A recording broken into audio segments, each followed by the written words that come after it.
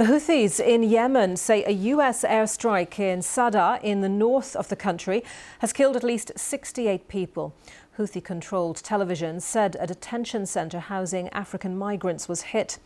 Earlier, the Houthis said US strikes on the capital Sana'a killed at least 8 people, including women and children. The United States military says it has hit more than 800 targets in Yemen since the middle of last month, killing hundreds of Houthi fighters and many of the group's leaders. Let's speak now to Wolf Christian Pace, who's with the International Institute of Strategic Studies and formerly sat on the UN Security Council's panel of experts on Yemen. Wolf Christian, thank you very much for joining us on BBC News, and just give us a sense of US reaction to this particular strike, the outcome of this particular strike, and whether they feel any sense of concern about reputational damage to the US, given that it's been reported women and children have been killed in this strike. Well, I mean, the target appears to have been a compound that also houses a detention center where illegal migrants are being detained, mostly people from Africa trying to cross to Saudi Arabia. And what's really interesting about the strike is this is the second time this facility was hit. So we had a similar attack in January 2022 by the Saudi-led military coalition. And at that time, the Saudi forces claimed that the facility also included a drone factory, basically a place where suicide drones were being manufactured.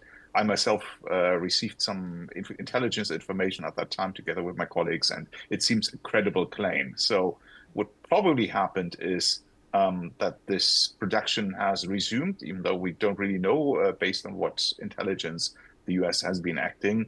And what also probably happened is that civilians in fairly large numbers got hurt as part of the attack. And is it a Houthi tactic to actually have these weapons production facilities situated close to where civilians are living or being held in this case? It certainly is. And I mean, this also constitutes a violation of international humanitarian law. So, I mean, as you know, all conflict parties have to take all possible steps to make sure that civilians are not being hurt. And the Houthis have been hiding weapon manufacturing sites close to civilian infrastructure in the past, much the same as other sort of members of the axis of resistance have done elsewhere. And what sort of impact will this latest strike have on the Houthis' capabilities?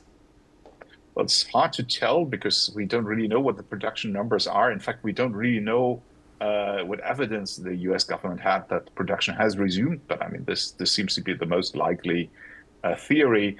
The Houthis certainly have more than one manufacturing site. They've been launching hundreds and hundreds of drones over the last 18 months or so. So one site less is not going to have a outsized impact on their attack capabilities.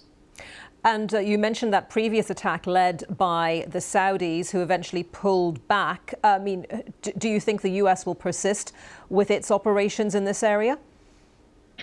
Well, the question really is, what is the end game here, right? So, I mean, the US has stated that the goal of these attacks is to make the Houthis stop their attacks on ships in the Red Sea and the Gulf of Aden, and their attacks on Israel. Now, there haven't been any attacks on ships in quite a while, right? I think the last one was in December last year, whereas the attacks on Israel certainly continue. In fact, just a couple of hours ago, a ballistic missile was launched on Israel. So I think what the attacks can do, the US attacks, is they can diminish the capability of the Houthis to strike, but not to eliminate it. So, so the question is basically, it's a game of chicken. I mean, who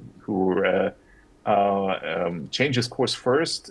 I don't know how long the US is planning to maintain the current pace of attacks.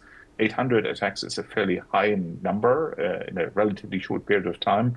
One would assume that eventually, they expect results, and it's too early to say, when that might be. Okay, Wolf Christian Pace from the International Institute of Strategic Studies, thank you very much for your time today.